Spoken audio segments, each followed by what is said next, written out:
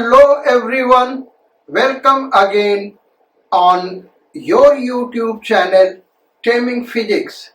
Students, आज हम लोग टॉपिक करने चल रहे हैं motion of particles due to mutual force. यानी दो या दो से अधिक पार्टिकल्स हैं और वो एक दूसरे पे फोर्स अप्लाई कर रहे हैं। वो फोर्स ऑफ अट्रैक्शन या फोर्स ऑफ रिपल्सन हो सकता है। अब इसमें कुछ एक सर्टेन कंडीशंस है बेटा, जहां पे हम इसको डिस्कस कर रहे हैं। सो कंडीशन क्या है? इफ टू और more particles are initially at rest. पहला कंडीशन, इनिशियली वो सारे के सारे पार्टिकल क्या है भाई? रेस्ट में है। And they start moving due to mutual force, और वो रेस्ट से मूव करना स्टार्ट करते हैं किस रीजन से? म्यूचुअल फोर्स ऑफ अट्रैक्शन और repulsion, such that net external force is zero. ये बड़ा इंपॉर्टेंट है। एक्सटर्नल फोर्स क्या है भाई? जीरो है। तो इनिशियली रेस्ट में है, एक्सटर्नल फोर्स उन पे, नेट एक्सटर्नल फोर्स जीरो है। वो मूव कर रहे हैं, क्यों? Due to mutual interaction force of attraction और रिपल्शन। अब होगा क्या? Then acceleration of centre of mass will be zero, क्योंकि जो सेंटर ऑफ मास का एक्सेलरेशन होता है बेटा, वो केवल एक्सटर्नल फोर्स के वजह से होता है। इंटरनल फोर्स के वजह से सेंटर ऑफ मास मूव नहीं करेगा। ये आपको नोट करना तो नोट कर लीजिए। Centre of mass of a body moves only due to net external force, it does not move due to internal force. So net external force zero, तो centre of mass का acceleration zero होगा। Reason यहां दिया as net external force is zero. अच्छा, acceleration of centre of mass अगर zero है तो उस केस में पार्टिकल्स का एक्सेलरेशन a1 a2 a3 मान लें, तो उन एक्सेलरेशंस में रिलेशन ये होगा m1 a1 plus m2 a2 plus dot dot dot mn an is equal to zero. क्यों ये जीरो होगा बेटा? इसको पहले हम डिस्कस कर देते हैं। देखो, acm is equal to m1 a1 plus m2 a2। हम केवल दो पार्टिकल के लिए दिखा रहे, दो से ज्यादा के लिए वो n पार्टिकल के लिए लिखा upon m1 plus m2। Acceleration of centre of मास यही होता है। अब acm क्या है भाई? जीरो है, तो इसको जीरो पुट कर दिया, is equal to m1 a1 plus m2 a2 upon m1 plus m2। अच्छा, ये एक्सेलरेशन सारे जो है वेक्टर क्वांटिटी बेटा, ये ध्यान रखना है। तो इसको इधर लेते आएंगे और इसको इधर लेते आएंगे, तो क्या हो गया? m1 a1 plus m2 a2 plus dot dot dot जो भी है, ये तो दो पार्टिकल के लिए लिखा, equal to zero. n particle है तो उसके लिए जीरो हो जाएगा। तो ये हो गया सेकेंड पॉइंट। इसको अभी हम प्रूव करके दिखाएंगे बेटा। कुछ एक क्वेश्चंस यहाँ पे करेंगे, फिर इसको भी हम दिखाएंगे आपको। अब नेक्स्ट स्टेप जो लिखा है VCM इक्वल टू जीरो, यानी जो वेलोसिटी ऑफ सेंटर ऑफ मास होगा वो जीरो होगा। क्यों जीरो होगा? फार्मूला हम अप्लाई कर रहे हैं VCM equal to UCM plus ACMT, यानी V equal to U plus AT हमने फार्मूला किस पे लगाया भाई? सेंटर ऑफ मास पे, इसलिए सबस्क्रिप्ट CM रखा। अच्छा, इसमें कंडीशन दिया हुआ इनिशियली एट रेस्ट, यानी UCM क्या होगा? जीरो होगा भाई। हर पार्टिकल रेस्ट में है, तो UCM equal to m1 u1 plus m2 u2 plus dot dot dot mn u1 upon m1 plus m2 plus dot dot dot mn u1 u2 u3 dot dot dot u1 zero है, तो UCM क्या होगा? Zero होगा। अच्छा, UCM zero है, ACM zero है ये, क्योंकि नेट एक्सटर्नल फोर्स जीरो है, तो VCM क्या होगा? जीरो होगा। VCM जीरो होगा तो m1v1 plus m2v2 plus dot dot dot mn zero होगा। यानी पार्टिकल्स मूव तो करेंगे लेकिन velocity of centre of mass zero होगा। पार्टिकल्स का वेलोसिटी कुछ होगा, हो सकता है किसी पार्टिकल का जीरो, लेकिन इन जनरल हम कहेंगे वेलोसिटी होगा, लेकिन उनके लीनियर मोमेंटम का सम क्या होगा, जीरो होगा। mv क्या होता है, लीनियर मोमेंटम, तो लीनियर मोमेंटम का सम जीरो होगा। ये कहां से आया बेटा, इसको हम दिखा देते हैं। दो पार्टिकल के लिए हम दिखा रहे हैं VCM is equal to m1v1 plus m2v2 upon m1 plus m2। अच्छा, VCM क्या है, जीरो, यहां हमने प्रूव किया है, ये प्रूव कर चुके हैं ना, VCM जीरो है। तो जीरो इसको इधर लेते हैं, m1 plus m2 is equal to क्या हो गया भाई, m1v1 प्लस m2v2। तो ये तो प्रोडक्ट जीरो हो जाएगा, यानी हम क्या कर सकते हैं, m1v1 plus m2v2 is equal to zero. तो ये इसका प्रूफ हो गया। अब ये जो इक्वेशन है, इक्वेशन नंबर 4, इसको अगर हम टाइम के रिस्पेक्ट में इंटीग्रेट कर दें, integrating above equation with respect to time, इस इक्वेशन को अगर हम टाइम के रिस्पेक्ट में इंटीग्रेट कर दे बेटा, तो मास टर्म अगर इसमें देखो तो कांस्टेंट है, तो इंटीग्रेशन क्या होगा, वेलोसिटी का, वेलोसिटी का टाइम के साथ इंटीग्रेशन क्या देगा, डिस्प्लेसमेंट। तो डेल्टा r1 फर्स्ट पार्टिकल का डिस्प्लेसमेंट है, डेल्टा r2 सेकेंड पार्टिकल का डिस्प्लेसमेंट है, डॉट डॉट डॉट। तो ये उसको इंटीग्रेट करने से हमको ये मिलेगा, m1 delta r1 plus m2 delta r2 plus dot dot dot mn delta rn is equal to zero. यानी उन पार्टिकल्स का डिस्प्लेसमेंट इस इक्वेशन के अकॉर्डिंग होगा। अच्छा, अब यहां से एक और चीज हम निकाल सकते हैं, देखो RCM is equal to m1r1 plus m2r2 upon m1 plus m2। ये पोजीशन वेक्टर, यहां r क्या है बेटा, पोजीशन वेक्टर है। अगर इसका पार्शियल डिफरेंशिएशन करें तो ये डेल्टा RCM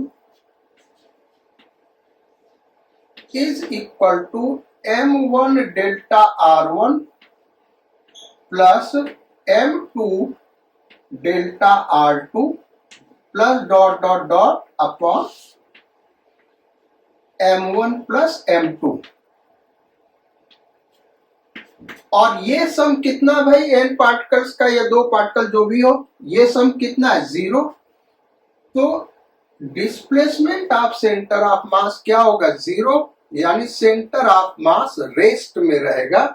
तो delta RCM is equal to zero. इस रिजल्ट को भी आप नोट कर सकते हैं, यानी पॉइंट नंबर 6 लिख लो बेटा, इसी में आगे लिख लो पॉइंट नंबर 6। और पॉइंट नंबर 6 क्या है, कहीं पे पॉइंट नंबर 6 ले लो, delta RCM is equal to zero. यानी अब फिर से अगर रिकैपिचुलेट करें, रिवीजन करें इस टॉपिक का, तो n पार्टिकल का सिस्टम है, नेट एक्सटर्नल फोर्स जीरो है, सिस्टम इनिशियली रेस्ट में हर पार्टिकल, और म्यूचुअल इंटरैक्शन फोर्स के वजह से मूव करना स्टार्ट करता है। तो acceleration of centre of mass zero होगा, velocity of centre of mass zero होगा, displacement of centre of mass zero होगा। ये तीन इंपॉर्टेंट पॉइंट। और यहीं से फिर ये डिराइव किया, यहां से ये डिराइव किया, और यहां से भी ये डिराइव किया जा सकता है। आज हम इन्हीं कॉन्सेप्ट्स पे, इन्हीं रिजल्ट्स पे प्रॉब्लम करेंगे। प्रॉब्लम बड़ा ही इंटरेस्टिंग बेटा और बहुत ही इंपॉर्टेंट है कंपटीशन पॉइंट ऑफ व्यू से। पहले हम डिस्कस इसको कर लेते हैं और एग्जांपल के थ्रू डिस्कस करेंगे। हमने यहाँ पे लिखा है if net external force is zero, acceleration of centre of mass is equal to zero. तो दो पार्टिकल हम ले लें, एक पार्टिकल 2 kg का और एक पार्टिकल 3 kg का। अब इस पे फोर्स लग रहा है, सपोज कर लो 10 न्यूटन, और इस पे फोर्स लग रहा है 30 न्यूटन। ठीक है भाई, 10 न्यूटन और 30 न्यूटन, चलो 30 न्यूटन। अब हम आपसे पूछें what is acceleration of centre of मास, ये हमको निकालना है। इस सिस्टम का एक्सेलरेशन ऑफ सेंटर ऑफ मास ये क्वेश्चन के ही रूप में करा रहे बेटा, और एक्सेलरेशन ऑफ सेंटर ऑफ मास हमने ऑलरेडी पढ़ाया हुआ है। कैसे करेंगे, इसको पार्टिकल 1 ले लें और इसको पार्टिकल 2। तो इस पार्टिकल का एक्सेलरेशन क्या हुआ, फोर्स अपॉन मास, यानी A1 -5, चूंकि वो वेस्ट में है इस डायरेक्शन में बेटा, तो 10/2 -5 हो गया। इस पार्टिकल का acceleration A2 towards right positive 10 metre per second square. अब acceleration of centre of mass क्या होगा, तो M1 A1 plus M2 A2 upon M1 plus M2। M1 A1 देखो कितना हो गया, -10, M1 2 A1 -5 -10 plus M2 A2 कितना हो गया 30 अपॉन M1 प्लस M2 5, तो 20/5 4 metre per second square. Positive आ रहा है यानी टुवर्ड्स राइट, ये एक्सेलरेशन होगा। तो एक्सेलरेशन ऑफ सेंटर ऑफ मास यहां से हमने निकाला बेटा। एक्सेलरेशन ऑफ सेंटर ऑफ मास निकालने का एक और तरीका है, इसलिए हमने इस प्रॉब्लम को डिस्कस किया है। न्यूटन सेकेंड लॉ क्या कहता है भाई, इसको हम एक सिस्टम ले लें, इसको क्या हम ले लें, एक सिस्टम। न्यूटन सेकेंड लॉ लगा दे तो F इक्वल टू ma। ये जो F है बेटा नेट एक्सटर्नल फोर्स है, ये क्या है, नेट एक्सटर्नल फोर्स, और ये क्या, एक्सेलरेशन ऑफ सेंटर ऑफ मास। ध्यान रखना ये क्या है, एक्सेलरेशन ऑफ सेंटर ऑफ मास। इस पॉइंट को हमने लॉज ऑफ मोशन में नहीं डिस्कस किया था, क्योंकि वहां एक ही बॉडी मूव कर रहा होता था, और चूंकि ट्रांसलेट कर रहा होता था इसलिए बॉडी को हम पार्टिकल मान रहे थे। यहां पे कई एक पार्टिकल हो सकते हैं, हमने 2 ही पार्टिकल दिखाया। अच्छा, वहां पे भी 2 पार्टिकल सिस्टम था, जैसे ब्लॉक हो गया, पुली ब्लॉक प्रॉब्लम में, तो ब्लॉक्स क्या है, पार्टिकल, उनको उस तरीके से ट्रीट कर सकते हो। तो वहां पे भी वो चीज था, लेकिन वहां पे हमने डिस्कस नहीं किया, क्योंकि वहां पे acceleration of centre of mass of system हमने पूछा ही नहीं। यहां पे हमने पूछा, इसलिए हम डिस्कस कर रहे हैं। F इक्वल टू ma जो न्यूटन सेकेंड लॉ है, इसमें F net external force on the system, कोई भी सिस्टम ले लो उस पे नेट एक्सटर्नल फोर्स है। उस केस में A क्या देगा, सेंटर ऑफ मास का एक्सेलरेशन देगा, और ये क्या है, मास ऑफ सिस्टम। तो नेट एक्सटर्नल फोर्स इस सिस्टम पे क्या है भाई, ये 30 टुवर्ड्स राइट, ये टुवर्ड्स लेफ्ट, तो 30 वाले को पॉजिटिव ले लिया, इसको नेगेटिव ले लिया, is equal to mass of system 5 into ACM। यहां से भी देखो तो वही आंसर आ रहा है। तो एक्सेलरेशन ऑफ सेंटर ऑफ मास ये थोड़ा शॉर्टकट है बेटा, कहीं पे भी अप्लाई कर सकते हो, कंफ्यूज होने की कोई जरूरत नहीं है। बस ये ध्यान रखना, ये बड़ा इंपॉर्टेंट है। नेट एक्सटर्नल फोर्स, जितने भी फोर्सेस लग रहे होंगे वो सारे के सारे फोर्स यहाँ पे लेना होगा। नेट एक्सटर्नल फोर्स ही क्यों इसमें लेते हैं, क्योंकि इंटरनल फोर्स के वजह से सेंटर ऑफ मास का एक्सेलरेशन 0 होता है। तो ये आंसर हमारा वही आ गया, अगर हम देखें तो 4 आ गया। जो कि वहां से आ रहा था, इस फार्मूले से आ रहा था। अब क्वेश्चन नंबर 2 डिस्कस करते हैं, और वो किस चीज को प्रूव करने के लिए, इसको प्रूव करने के लिए बेटा, कि अगर एक्सटर्नल फोर्स 0 है तो सेंटर ऑफ मास का एक्सेलरेशन हमेशा क्या होगा, 0 होगा। तो सपोज कर लो इस पे 10 न्यूटन फोर्स एक्सटर्नल फोर्स इधर लग रहा है, इस पे 10 न्यूटन एक्सटर्नल फोर्स इधर लग रहा है, भाई तभी तो 0 होगा ना, तभी नेट एक्सटर्नल फोर्स 0 होगा। अब आप निकाल के देखना चाहते हो नेट एक्सटर्नल फोर्स 0 है, आप और भी फोर्स लगाना चाहते लगा लीजिए, आप इधर लगा दीजिए, इस पे 20 न्यूटन इधर, इस पे ही उतना 20 न्यूटन इधर, कैसे भी आप करेंगे तो एक्सेलरेशन ऑफ सेंटर ऑफ मास 0 ही आएगा। अब देखो इस पे नेट फोर्स क्या है, अगर x डायरेक्शन में देखें तो नेट फोर्स 0, y डायरेक्शन में देखें तो नेट फोर्स 0। तो acceleration of centre of mass पहले हम x डायरेक्शन का निकालना है, तो x डायरेक्शन में न्यूटन सेकेंड लॉ लगा दें, तो sum of all forces in x direction is equal to mass of system into acceleration of center of mass in x direction, plus 10 minus 10 plus 10 minus 10। भाई net external force 0 करना तो ये बराबर होना चाहिए, is equal to M A X. तो A x क्या हो गया भाई, 0। ऐसे ही आप ए वाई लगाइए बेटा, यही फार्मूला लगा के वाई डायरेक्शन में आपको वाई डायरेक्शन का भी एक्सेलरेशन 0 मिलेगा। यानी किसी भी सिस्टम पे अगर नेट एक्सटर्नल फोर्स 0 है तो सिस्टम के सेंटर ऑफ मास का एक्सेलरेशन 0 होगा, भले ही सिस्टम के particles due to mutual force of attraction accelerate हो रहे होंगे, लेकिन acceleration of centre of mass क्या होगा, 0 होगा। चलो भाई, तो अब इस पे प्रॉब्लम्स करते बेटा। चलो भाई, तो इन पे क्वेश्चंस करते हैं।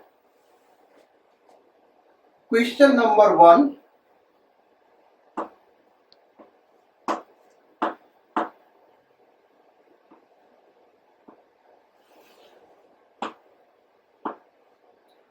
ये एक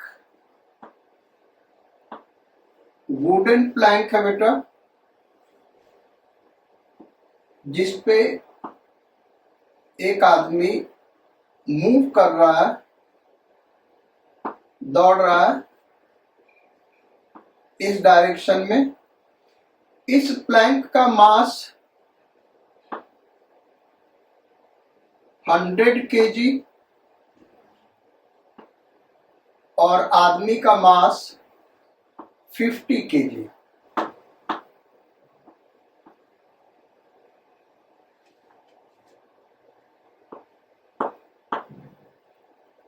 There is no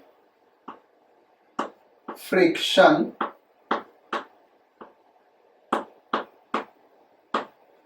between plank and ground.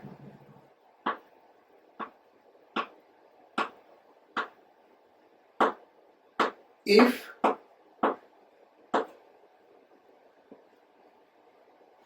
man is moving on plank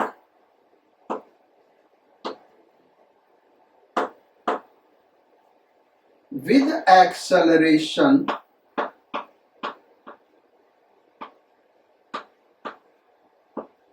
12 meter per second square. First question, with respect to ground,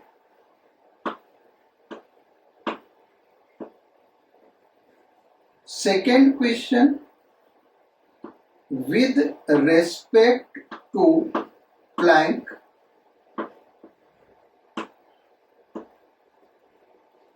find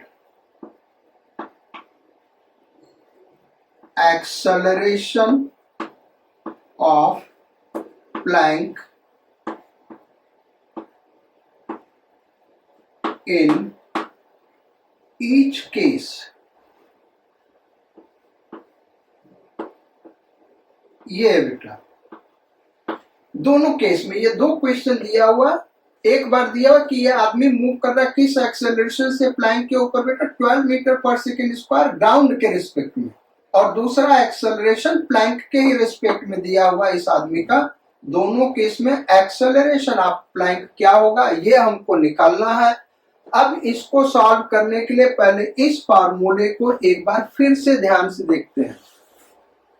इसमें जो A1, A2, A3, A dot, A4, A5 dot dot dot AN है बेटा, ये acceleration of particles with respect to ground या with respect to inertial frame है।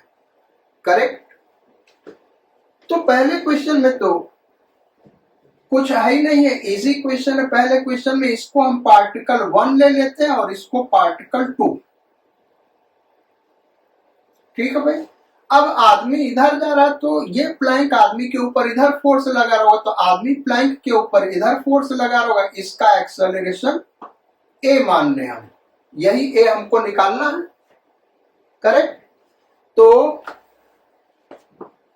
m1a1 plus m2a2 is equal to 0। हमने क्यों किया, ये फार्मूला क्यों लगाया बेटा, क्योंकि हॉरिजॉन्टल डायरेक्शन में कोई नेट एक्सटर्नल फोर्स नहीं लग रहा होगा। इनका जो भी वेट और नॉर्मल रिएक्शंस इनके ऊपर एक्ट कर रहे होंगे वो किस डायरेक्शन में एक्ट कर रहे होंगे, वाई डायरेक्शन में। एक्स डायरेक्शन में नेट एक्सटर्नल फोर्स 0 है, इसलिए हम यहाँ पे ये फार्मूला लगा रहे हैं। तो पहले क्वेश्चन में एक्चुअल एक्सेलरेशन ये विद रेस्पेक्ट टू ग्राउंड है, तो m1 50 और a1 सीधे सीधे हम क्या लेंगे 12। चूंकि राइट डायरेक्शन में इसलिए हम उसको पॉजिटिव ले रहे हैं बेटा, इसका एक्सेलरेशन राइट डायरेक्शन में दिखाया है एरो। प्लस m2 कितना है 100 kg। अब a2 को माइनस a लेंगे, a2 को क्या लेंगे भाई माइनस a, क्योंकि हमने लेफ्ट डायरेक्शन में दिखा, इज इक्वल टू 0। तो यहां से a इक्वल टू आ गया बेटा 6 मीटर पर सेकेंड स्क्वायर। ये पॉजिटिव आ रहा है, यानी हमने जो डायरेक्शन लिया वो करेक्ट है, तो ये एक्सेलरेशन होगा। सेकेंड पार्ट को अगर हम करें तो ये थोड़ा सा मुश्किल है।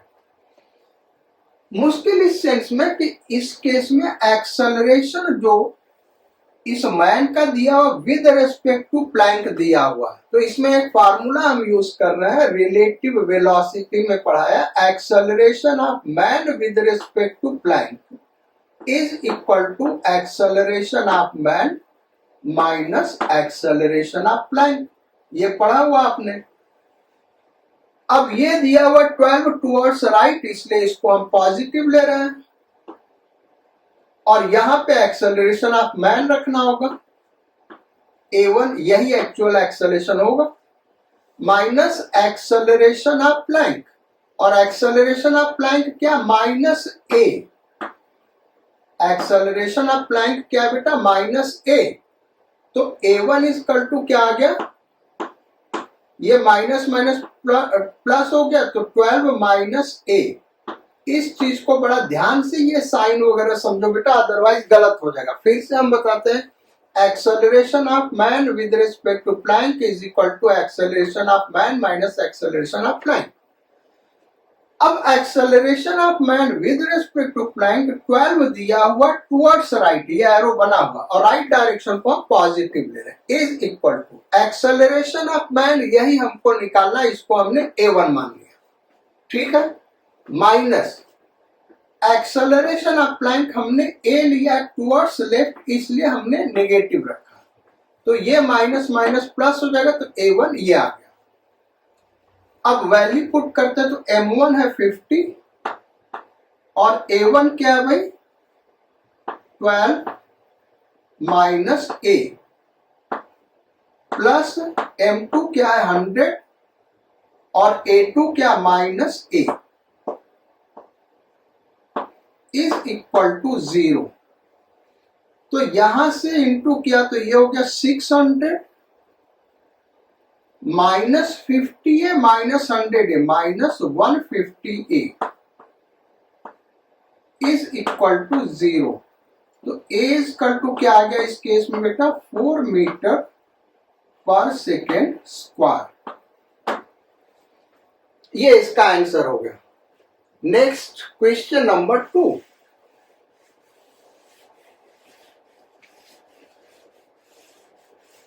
क्वेश्चन नंबर 2 पे आते हैं। अब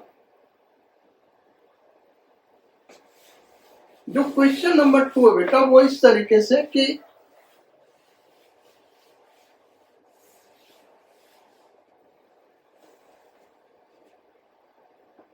question number 2,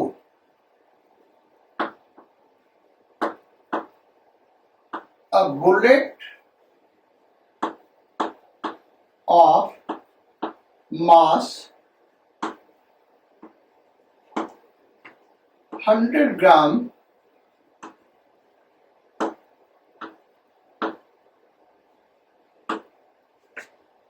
is fired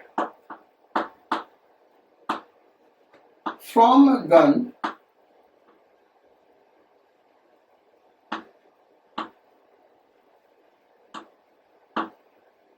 of mass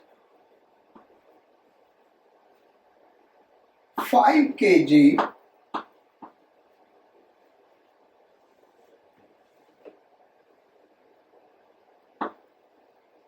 next sentence,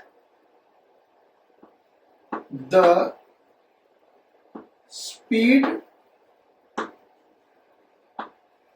of bullet is 1500 meter per second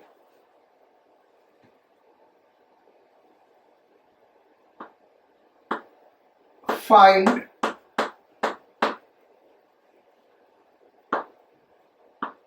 required speed of gun।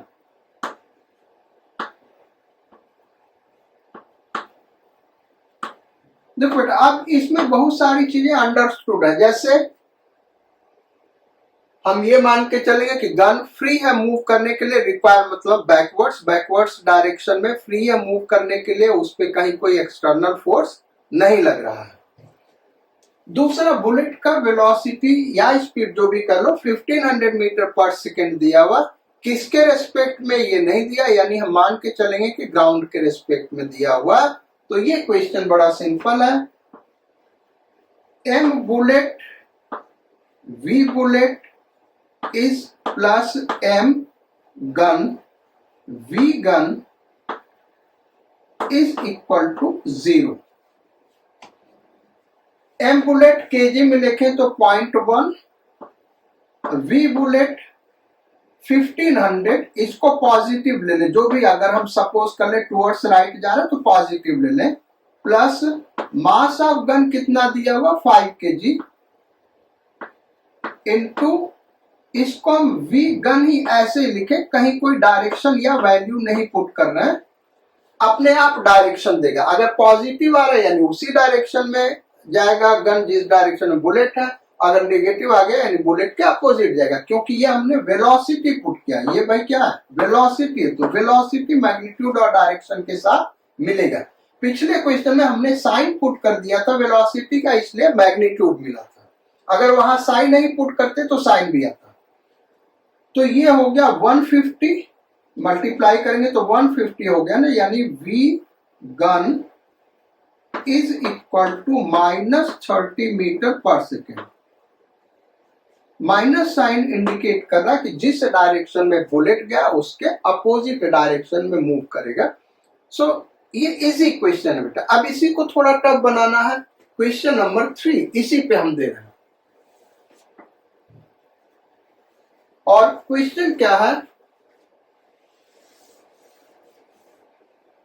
The speed of the barrel speed यहां लिख देते हैं, द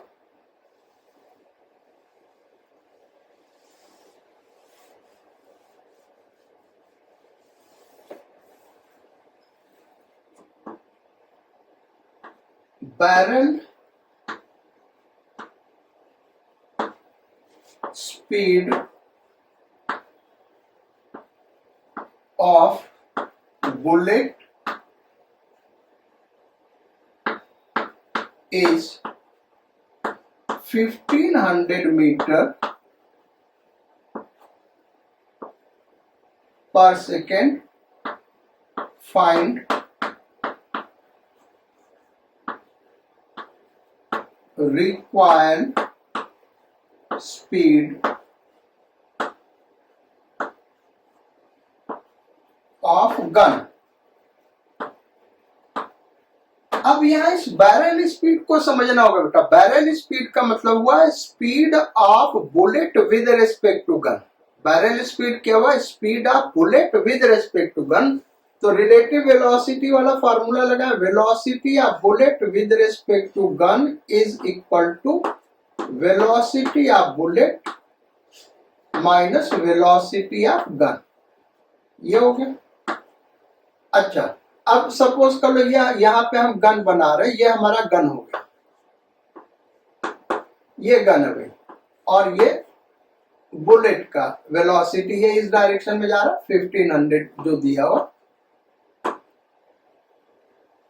तो ये टुवर्ड्स राइट हम ले रहे हैं तो इसको पॉजिटिव ले रहे हैं। और ये क्या? Speed of bullet with respect to gun या velocity of bullet with respect to gun अगर हम डायरेक्शन दे दिए तो 1500 is equal to velocity of bullet, यही हमको निकालना, माइनस वेलोसिटी ऑफ गन हम इधर मान ले रहे हैं v। वेलोसिटी ऑफ गन क्या मान रहे बेटा? इधर मान रहे। तो अब माइनस, ये माइनस साइन के साथ, चूंकि इस वैल्यू को पुट करें इसलिए माइनस पुट करेंगे। तो यहां से देखें तो वेलोसिटी ऑफ बुलेट क्या आया? 1500 माइनस v। ये velocity of bullet, actual velocity of bullet आया बेटा। और ये जो दिया हुआ velocity of bullet with respect to gun दिया हुआ। तो फिर से वही फार्मूला यूज करेंगे, m1 यानी m bullet v bullet plus m gun v gun is equal to 0। ये फार्मूला हम ये वाला लगा रहे हैं। क्यों ये लगा रहे हैं बेटा? क्योंकि कोई एक्सटर्नल फोर्स नहीं है, ये दोनों मूव करेंगे तो म्यूचुअल फोर्स की वजह से मूव करेंगे। अब वैल्यूज पुट करते हैं तो velocity of bullet, actual velocity of bullet 1500 minus v, so 1500 minus v और मास क्या दिया हुआ? 0.1, 100 ग्राम है ना, ठीक, 0.1 प्लस मास ऑफ गन वो कितना दिया हुआ? 5 kg, so 5 into velocity of gun हमने v माना है और टुवर्ड्स लेफ्ट है इसलिए हम इसको माइनस साइन दे रहे हैं। अब इस बार जब सॉल्व करोगे बेटा तो हमको गन के वेलोसिटी का डायरेक्शन नहीं मिलेगा क्योंकि डायरेक्शन हमने असाइन कर दिया, डायरेक्ट हमको मैग्नीट्यूड मिलेगा यानी वो पॉजिटिव वैल्यू मिलेगा। तो इसको सॉल्व करें तो यह आया 150, ब्रैकेट ओपन कर दिया, 150 minus 0.1v minus 5v is equal to 0, यानी 5.1v इज इक्वल टू 150, यानी v इज इक्वल टू क्या हो गया बेटा? 150 बाई 5.1। अब इसको हम सॉल्व करके बता रहे बेटा और इससे आपको एक पता चलेगा कि कैलकुलेशन कैसे जल्दी से किया जाता है, क्योंकि एग्जाम में ऐसे आंसर दिया नहीं होगा, वो प्रॉपर सॉल्व किया होगा। तो इसको सॉल्व कर रहे हैं हम आप लोगों के लिए और आपको समझाने के लिए थोड़ा लेंदी तरीके से हम कर रहे हैं, अदरवाइज ये 2 स्टेप में सॉल्व हो जाएगा। देखो इसको हम सॉल्व कैसे करेंगे, तो हम वैसे सॉल्व नहीं करते जैसे आप लोग करते हैं कन्वेंशनल मेथड से, वैसे नहीं करेंगे। हमने इसको लिख दिया, देखो 150 बाई 5 प्लस 0.1 ऐसे लिख सकते हैं। अब हमने क्या किया, ऊपर नीचे 5 से डिवाइड कर दिया, तो ये हो गया 30/1 प्लस 0.1/5। ठीक है भाई, इसको हम लिख सकते हैं 30 in bracket 1 plus 1/50, 0.1/5 1/50 to the power -1। अब चूंकि ये स्मॉल क्वांटिटी है तो माइनस पावर से यहां मल्टीप्लाई कर दिया, तो 30 इन ब्रैकेट 1 माइनस 1/50। ये ब्रैकेट ओपन कर दिया बेटा, तो 30 माइनस 3/5 इज इक्वल टू, ये 0.6 होगा, तो 29.4 मीटर पर सेकेंड। आप इसको कैलकुलेटर से चेक कर सकते हो बेटा, जो भी आपको आंसर मिलेगा डेसिमल के फर्स्ट पेज तक निकालना, यही आंसर आपको मिलेगा। चलो भाई, तो ये हो गया क्वेश्चन नंबर 3। अब नेक्स्ट क्वेश्चन पे आते हैं, क्वेश्चन नंबर 4। जैसा कि हमने कहा था कि ये जो डिस्प्लेसमेंट वाला प्रॉब्लम बेटा, ये ज्यादा इंपॉर्टेंट है, तो इसके प्रॉब्लम्स को हम ज्यादा डिस्कस करेंगे। तो अब इस टाइप के प्रॉब्लम पे आते हैं, वहां पे प्रॉब्लम बनता कैसे है। सो क्वेश्चन दे रहे, क्वेश्चन नंबर 4, और क्वेश्चन नंबर 4 ये है, 2 लड़के भाई आइस पे, एक लड़का यहां है ए, और एक आदमी यहां पे भाई बी। इसका हम मास मान लेते हैं 40 kg, इसका mass 60 kg। Horizontal surface mu equal to 0, perfectly smooth surface है। अब ये दोनों बच्चे क्या कर रहे हैं, एक रस्सी है जिसको पकड़ के खींच रहे हैं, दोनों लड़के खींच रहे हैं भाई इस रस्सी को। इनके बीच का सेपरेशन हम ले लेते हैं 20 मीटर। क्या भाई, 20 मीटर initial separation. Find displacement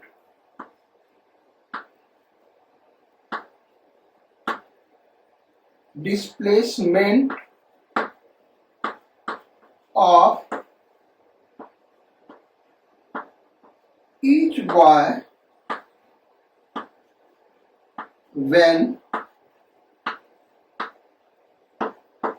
they start pulling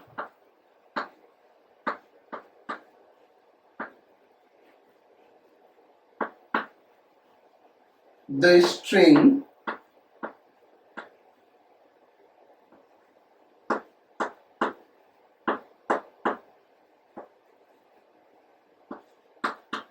till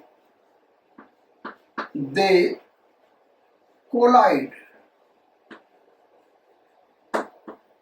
रस्सी को खींचना शुरू करते भाई, और तब तक खींचते रहते जब तक कि कोलाइड नहीं हो जाते। तो जब ये खींचेगा और ये खींचेगा तो ये फ्रिक्शन है ही नहीं है, तो ये इधर मूव करेगा और ये इधर मूव करेगा। अब करें कि दोनों का डिस्प्लेसमेंट क्या होगा, ये हमको निकालना है। तो डिस्प्लेसमेंट क्या होगा, इसका डिस्प्लेसमेंट हम x सपोज कर ले बेटा, इस डायरेक्शन में x, ये ले भाई, ये x हमने सपोज कर लिया इस डायरेक्शन में।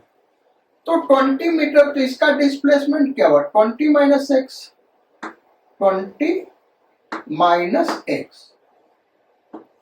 अब इस डायरेक्शन में इसका डिस्प्लेसमेंट हो गया। रूल क्या कह रहा है, हॉरिजॉन्टल डायरेक्शन में कोई एक्सटर्नल फोर्स नहीं लग रहा है, और वो दोनों एक दूसरे के ऊपर फोर्स लगा रहे हैं जो इंटरनल फोर्स है, यानी सेंटर ऑफ मास मूव नहीं करेगी बेटा। अगर पूछा जाता सेंटर ऑफ मास का डिस्प्लेसमेंट तो जीरो होता।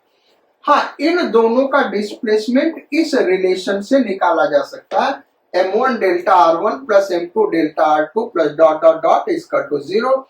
यहां हम x डिस्प्लेसमेंट लिख रहे हैं बेटा, तो उसके अकॉर्डिंग इस रिलेशन को लिखेंगे। इसको पार्टिकल 1 ले लेते हैं और इसको पार्टिकल 2 ले लेते हैं।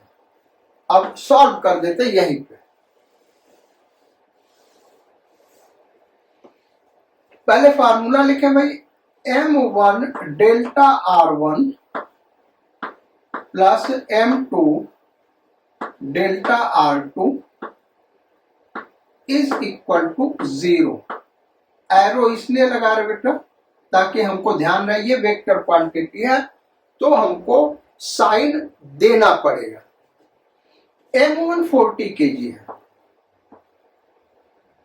और डिस्प्लेसमेंट उसका हमने x लिया टुवर्ड्स राइट, उस डायरेक्शन को पॉजिटिव ले रहे हैं, प्लस m2 60 kg है और डिस्प्लेसमेंट टुवर्ड्स लेफ्ट है, तो इसको निगेटिव साइन देना पड़ेगा, यानी यहां माइनस लिख दें।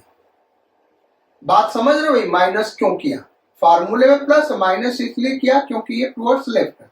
और कितना है? 20 minus x is equal to zero.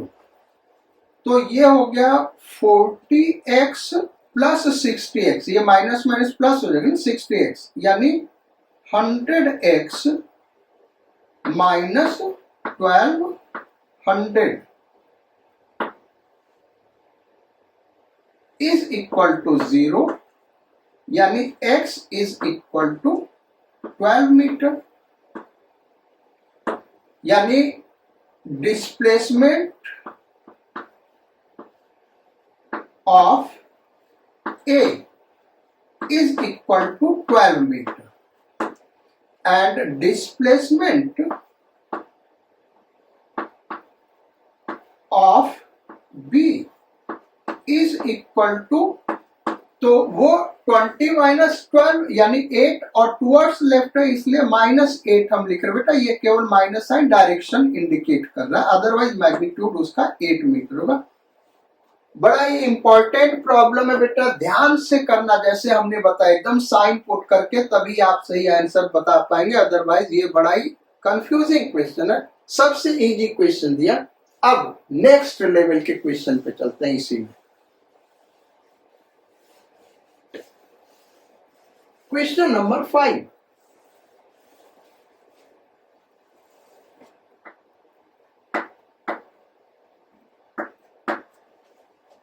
और क्वेश्चन नंबर 5 क्या है?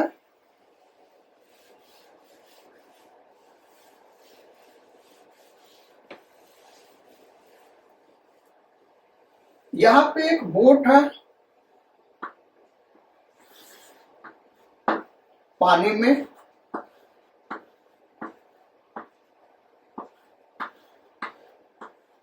ये पानी में है भाई बोट। यहां पे दो स्टूडेंट्स हैं बोट के अंदर, दोनों दो एंड्स पे खड़े हैं, A B, mass 40 kg, mass 80 kg और इसका मास हम लेते हैं 100 kg। बोट का मास 100 kg और यहां से यहां का जो लेंथ है बेटा वो है हमारा 20 मीटर। कितना भाई? 20 मीटर ये बोट का लेंथ हो गया, दोनों एंड पे खड़े हैं। If the two boys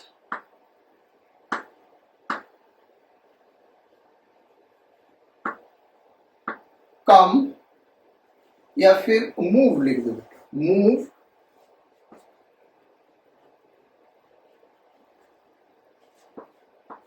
to centre of boat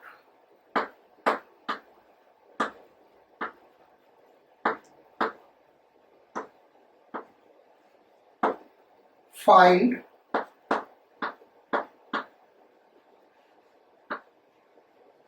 magnitude and direction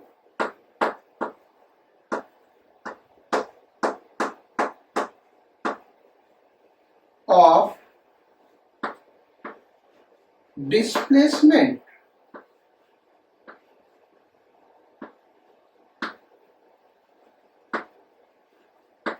of first question YA, second question YB, third question both.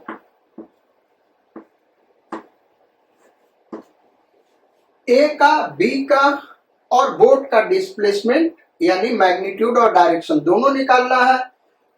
Question में कहीं कुछ नहीं दिया बेटा, इसका मतलब हम मान के चलेंगे सिस्टम इनिशियली रेस्ट में, यानी ए भी रेस्ट में, बी भी रेस्ट में, बोट भी रेस्ट में। उसके अलावा हम क्या मान के चलेंगे कि वाटर कोई एक्सटर्नल फोर्स नहीं लगा रहा, यानी बोट फ्री है मूव करने के लिए। तो ये इधर जा रहा है सेंटर पे, ये इधर जा रहा है सेंटर पे। अब इनका डिस्प्लेसमेंट निकालना। डिस्प्लेसमेंट का मतलब एक्चुअल डिस्प्लेसमेंट, यानी with respect to ground.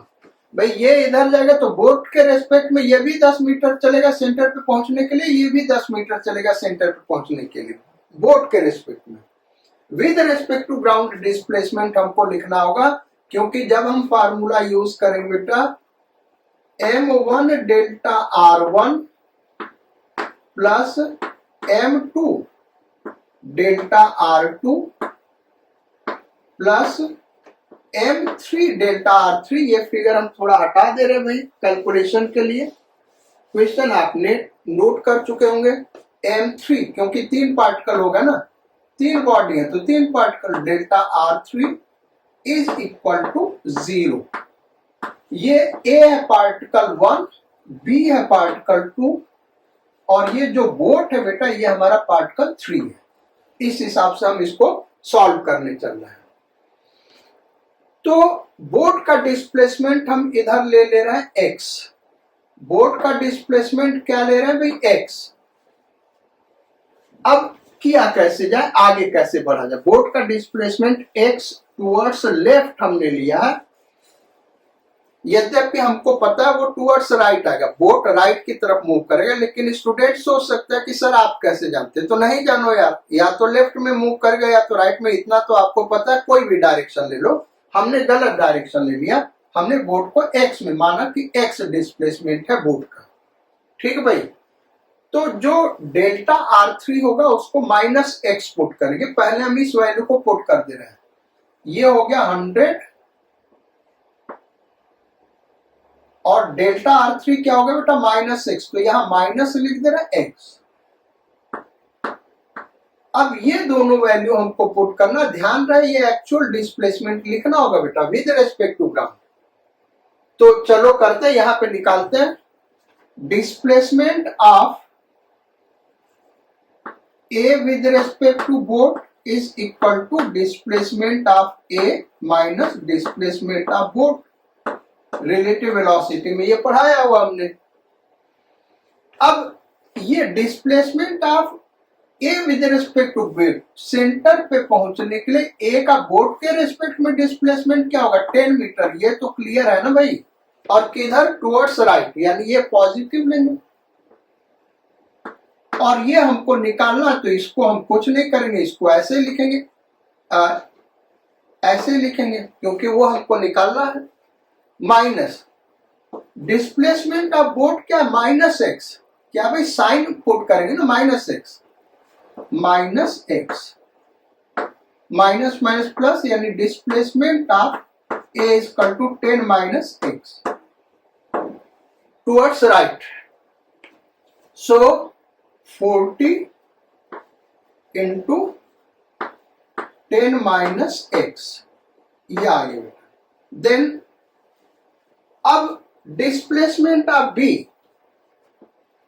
X B with respect to boat, तो एक्स बी और बोट दोनों एक ही चीज आ रहा है यार, इसको हम ऐसे लिख देते हैं displacement of particle 2 with respect to 3।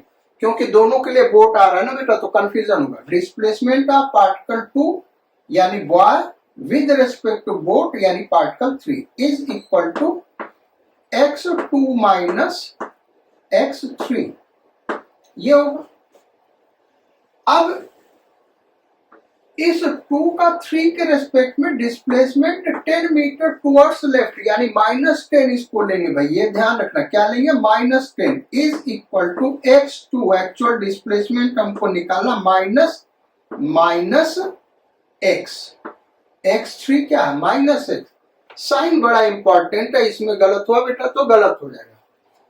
तो ये माइनस माइनस प्लस हो गया यानी x2 क्या आ गया -10 -x, ये विद साइन आया, साइन वगैरह हमको नहीं पुट करना भाई। तो -10 -x इंटू m2, m2 कितना है 80, तो 80 हमने लिखा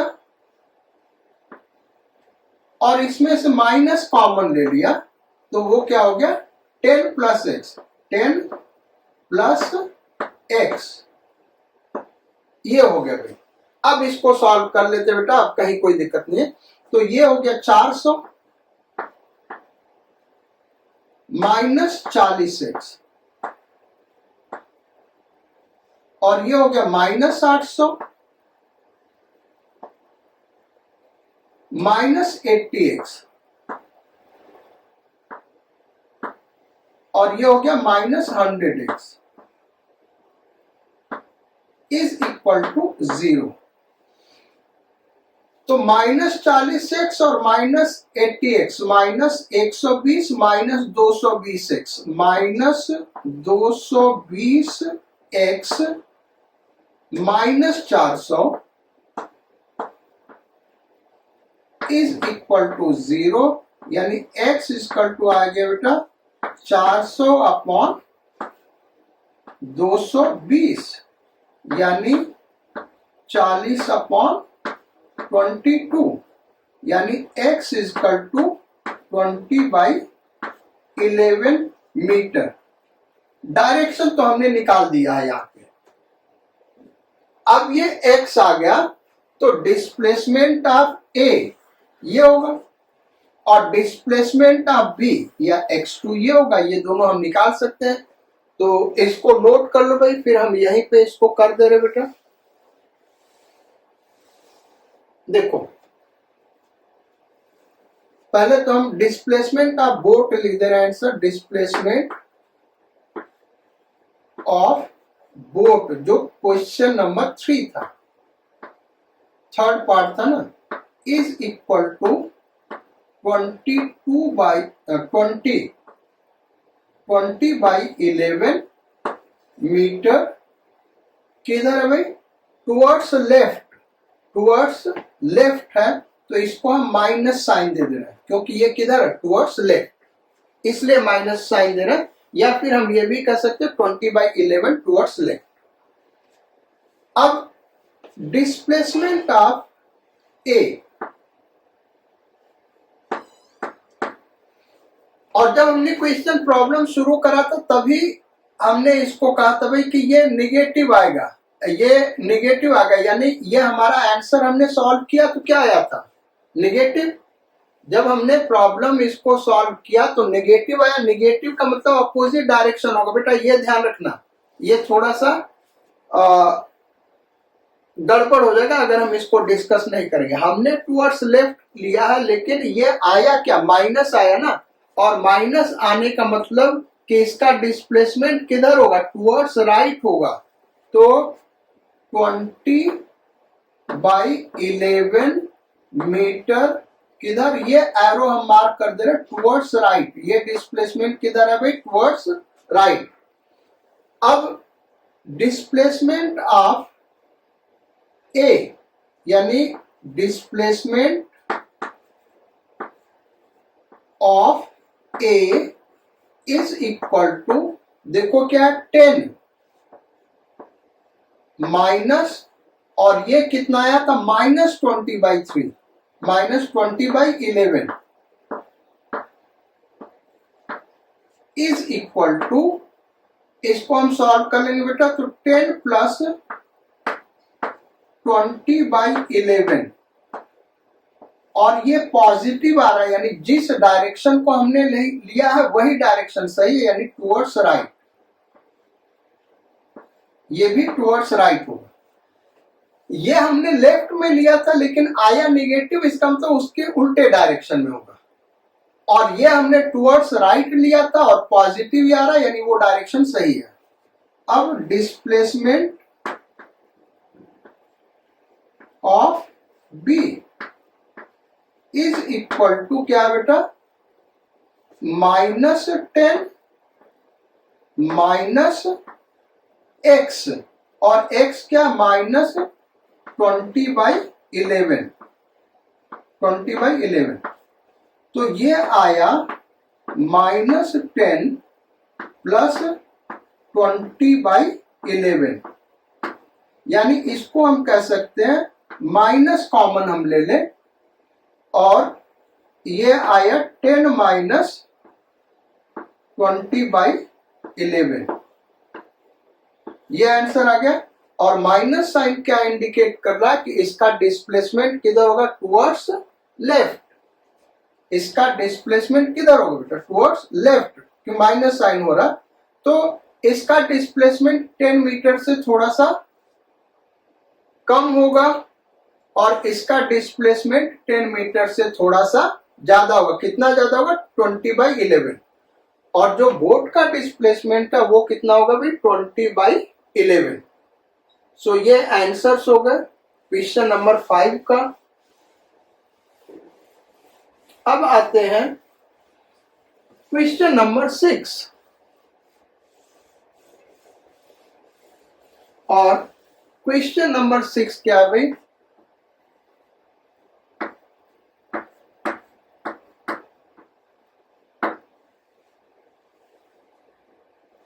ये इस तरीके से एक वेज है और ये हमारा 53 डिग्री, 53 डिग्री ये हॉरिजॉन्टल सरफेस है। यहां पे एक ब्लॉक रखा हुआ, ए इसको नाम दे दे और इस वेज को नाम देते थे बी। और ये जो साइड दिया बेटा ये 10 मीटर है। कितना भाई, ये 10 मीटर है।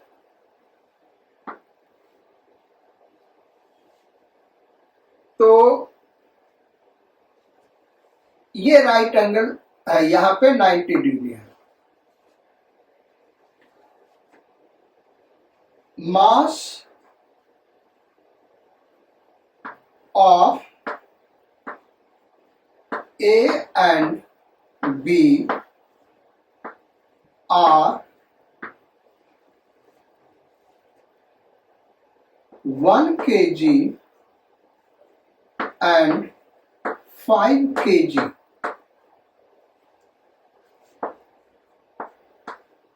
All surfaces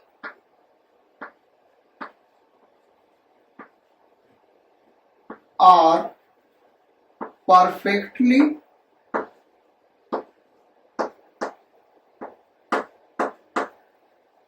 smooth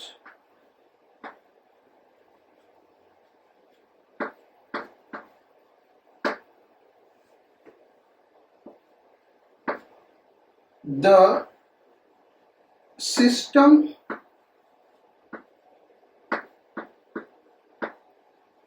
start from rest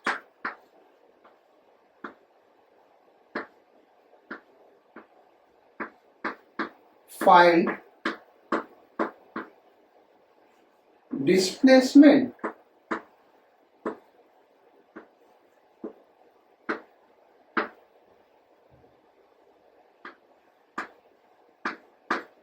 of B, B का डिस्प्लेसमेंट निकालना when A hits ground। जब ए ग्राउंड पे आएगा तो बी का डिस्प्लेसमेंट क्या होगा ये हमको निकालना बेटा। सारे सरफेसेस परफेक्टली स्मूथ है, यानी ये भी सरफेस परफेक्टली स्मूथ है, ये भी सरफेस परफेक्टली स्मूथ है। अब इसको सॉल्व कैसे किया जाए, तो ये क्वेश्चन हमने जानबूझ के लिया ताकि आप समझ सके कि ये फार्मूला अप्लाई कैसे करना है। देखो बेटा यहाँ पे इसके ऊपर अगर हम देखें, अगर इसको हम सिस्टम लें तो ये एक दूसरे के ऊपर नॉर्मल रिएक्शन लगा रहे होंगे। इस दोनों को एक सिस्टम ले लें तो यहाँ पे दिखाए हम ए मान लो यहाँ पे है तो ए पे नॉर्मल रिएक्शन इधर लगेगा और बी पे नॉर्मल रिएक्शन, बी पे जो भी फोर्स लग रहा है वो हम रेड कलर से दिखा दे रहे हैं, बी पे नॉर्मल रिएक्शन इधर लगेगा, ए पे और कोई फोर्स नहीं लगेगा। ये एन, ये एन और न्यूटन्स थर्ड लॉ के अकॉर्डिंग ए पे एन इधर लगेगा, दोनों इक्वल एंड अपोजिट होगा ना। ए पे जो भी फोर्स लग रहा है वो हम चौक से व्हाइट कलर से दिखा रहे हैं। ए का वेट mg, मास इसका हमने 1 kg लिया था बेटा, इसका बी का 5 kg, तो 10 न्यूटन इधर लगेगा। अब ए पे और कोई फोर्स नहीं लगेगा, बी पे और क्या क्या फोर्स लग रहे होंगे, तो बी का वेट यानी 50 न्यूटन, यहां पे हम दिखा दे रहा है ऐसे लगेगा 50 न्यूटन, और बी पे नॉर्मल रिएक्शन भी लगेगा और उसको हम ऐसे दिखा दे रहे हैं, यहाँ पे इसको हम एन डैश नाम दे दे रहे हैं, ये ऐसे होगा। ये फोर्सेस लग रहे हैं, बाकी सरफेसेस स्मूथ है तो फ्रिक्शनल फोर्स लगेगा नहीं। तो अब इस पूरे को एक सिस्टम अगर कंसीडर करें तो ये और ये इंटरनल फोर्स है, ये दोनों क्या है इंटरनल फोर्स। अब ये 10 न्यूटन, 50 न्यूटन और ये एन डैश, ये एक्सटर्नल फोर्स है, लेकिन ये किधर लग रहा है वर्टिकल डायरेक्शन में, वाई डायरेक्शन में। इस ब्लॉक का डिस्प्लेसमेंट किधर हो रहा है एक्स डायरेक्शन में, एक्स डायरेक्शन में कोई एक्सटर्नल फोर्स नहीं है, यानी एक्स डायरेक्शन में हम ये फार्मूला अप्लाई कर सकते हैं m1 डेल्टा x1, r1 को डेल्टा x1 लिख रहे बेटा, plus m2 delta x2 is equal to 0। तो ये ब्यूटी है इस क्वेश्चन का, एक्सटर्नल फोर्स है सिस्टम पे, फिर भी हम लगा पा रहे हैं एक्स डायरेक्शन में, क्योंकि एक्स डायरेक्शन में कोई एक्सटर्नल फोर्स नहीं है तो ये लगा सकते हैं। सिस्टम रेस्ट से स्टार्ट हो रहा है तो ये भी कंडीशन हमारा पूरा हो रहा है, एक्स डायरेक्शन में कोई फोर्स नहीं लग रहा तो ये भी कंडीशन पूरा हो रहा है। तो एक्स डायरेक्शन के डिस्प्लेसमेंट इस फार्मूले से मिलेगा। अब 1 हम ले रहे हैं बेटा ए को और 2 ले रहे हैं बी को, तो इसका डिस्प्लेसमेंट हम x सपोज कर लें, क्या सपोज कर ले भाई x सपोज कर ले। तो m2 क्या है 5 kg, m2 क्या 5 kg और डेल्टा x2 क्या x पॉजिटिव होगा ना, m1 क्या है 1 kg। अब डेल्टा x1 लिखना है, तो डिस्प्लेसमेंट ऑफ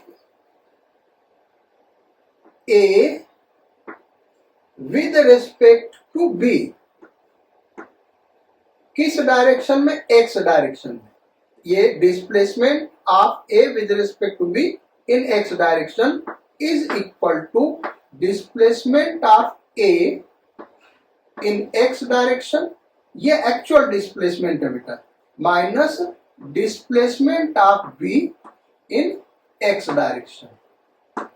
हमको ये चीज चाहिए, यही हम यहाँ पे कुछ पुट करेंगे एक्चुअल डिस्प्लेसमेंट ऑफ ए, तो इसको हम लिख दे रहे हैं x ax माइनस, ये हमने क्या लिया x लिया, टुवर्ड्स राइट साइन पुट करेंगे पॉजिटिव।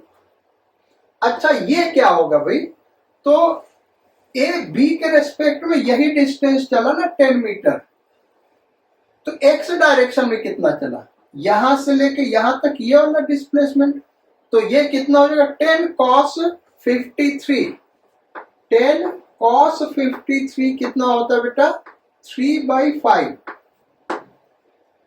cos 53 क्या होता है भाई 3/5, यानी 6 मीटर। लेकिन किस डायरेक्शन में? लेफ्ट डायरेक्शन में। इसका कंपोनेंट इधर इस लेफ्ट डायरेक्शन में आ रहा, इसलिए हम इसको निगेटिव पुट करेंगे -6। तो displacement of A in x direction, ये एक्चुअल डिस्प्लेसमेंट हो गया, is equal to 6 minus x. तो इसको 6 माइनस एक्स पुट करेंगे, 6 माइनस एक्स, यहां पे ये प्लस, ये हो गया। तो ये हो गया 6x इज इक्वल टू 6, यानी x is equal to 1 metre. Positive आ रहा है यानी टुवर्ड्स राइट होगा, तो इसका डिस्प्लेसमेंट टुवर्ड्स राइट 1 मीटर होगा। अब लास्ट क्वेश्चन हम डिस्कस करेंगे इस लेक्चर का, और लास्ट क्वेश्चन क्या है बेटा?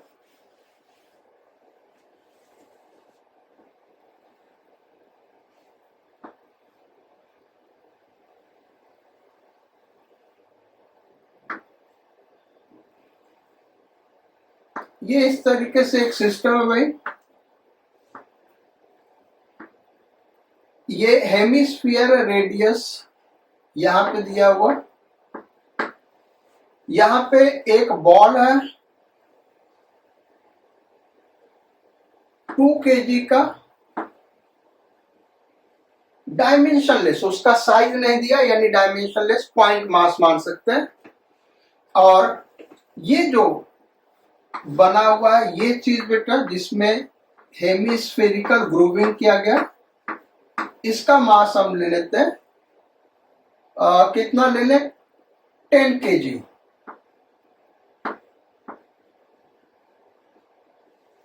और इसका रेडियस ले लेते हैं 3 मीटर, हेमिस्फीयर का radius 3 metre. All surfaces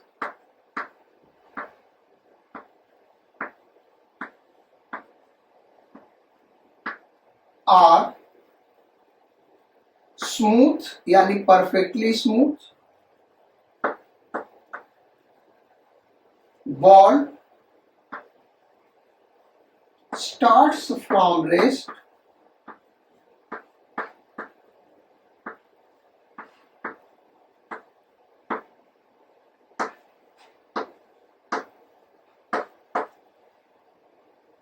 find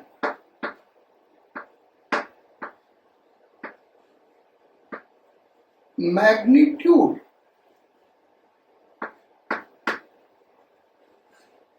of maximum displacement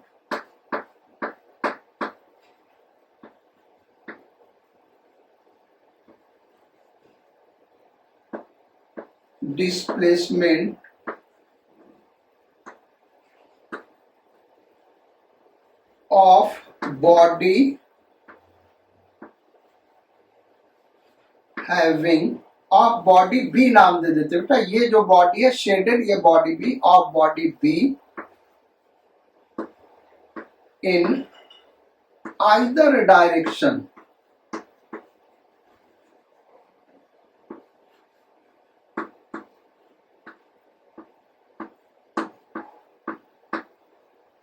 या इसको ऐसे नहीं कहते, find magnitude of displacement of B in either direction when A reaches bottom।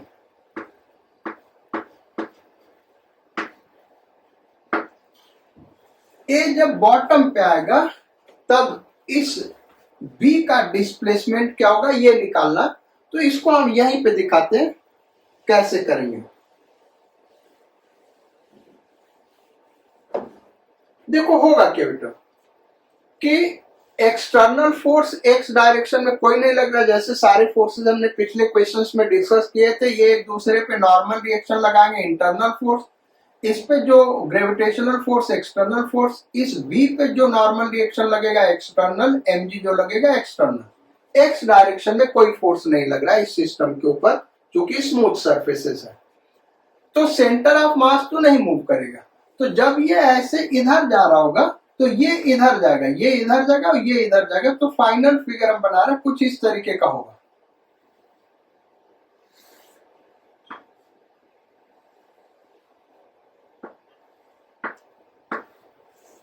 और ये जो बॉल है यहाँ लोएस्ट पॉइंट पे होगा।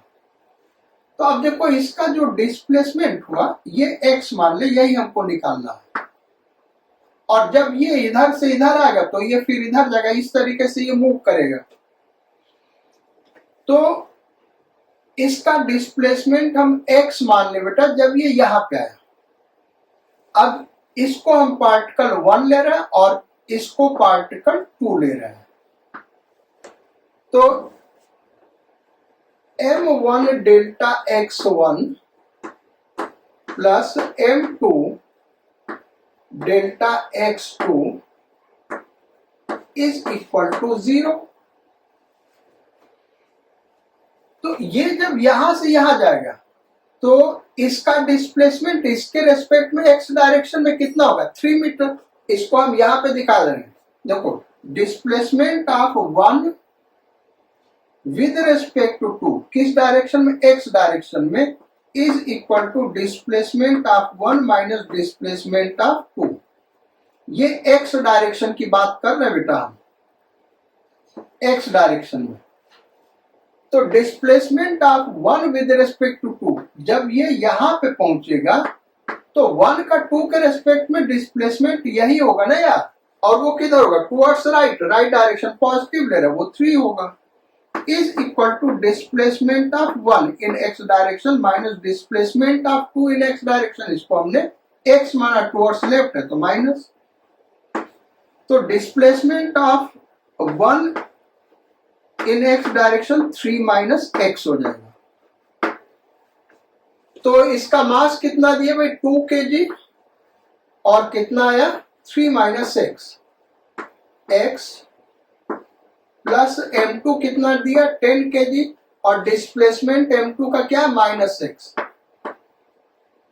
Is equal to 0। तो ये हो गया 3 दूना 6 minus 2x minus 10x is equal to 0।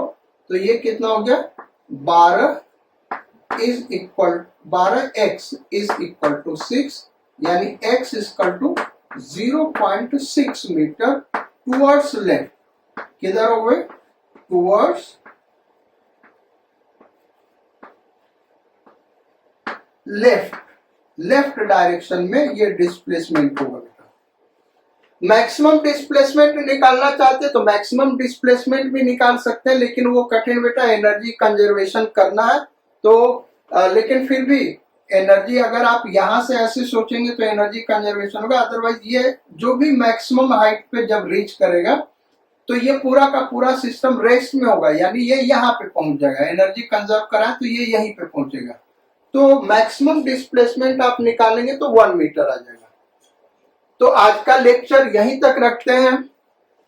Next class से कोलिजन स्टार्ट करेंगे बेटा। ये जो लास्ट 3-4 क्वेश्चन हमने किए हैं बड़ा ही इंपॉर्टेंट है, इन पे और भी क्वेश्चंस प्रैक्टिस करिएगा। नेक्स्ट क्लास कोलिजन का होगा, और कोलिजन अपने आप में बहुत ही टफ टॉपिक है, डिटेल में हम उसको डिस्कस करेंगे।